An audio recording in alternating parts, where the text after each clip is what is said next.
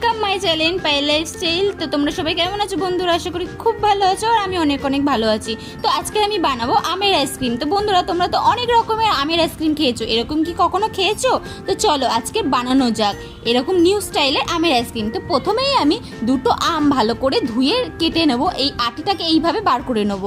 তো তারপরে আমের পিউরিটাকে একটা মিক্সার জারের মধ্যে দিয়ে 1 কাপ দুধ আর একটু ফ্রেশ ক্রিম, 4 চামচ চিনি দিয়ে তারপরে আমি এইভাবে পেস্ট বানিয়ে নেবো। তো তারপরে আমের মধ্যে দিয়ে কিছুটা কাজু বাদাম দিয়ে আর এইভাবে ঢাকনার মতন মুড়ে দিয়ে তারপরে আমি ডিপ ফ্রিজে 1 দিনের জন্য রেখে দিয়েছি। তারপরে খোসা ছাড়িয়ে ছোট ছোট ভাবে স্লাইস করে কেটে নিয়ে এরকম পরিবেশন করো আমের আইসক্রিম। বন্ধুরা, এটা খেতে না অসাধারণ ছিল, একবার অবশ্যই বাড়িতে ট্রাই করো বন্ধুরা। আশা করি তোমাদের খুব ভালো লাগবে, আর ভালো লাগলে অবশ্যই একটা লাইক করে দিয়ে যেও, আর যারা যারা ফেসবুক থেকে দেখছো অবশ্যই পেজটাকে ফলো করে দিয়ে যেও। দেখা হবে নেক্সট মিনি ব্লগে। টাটা।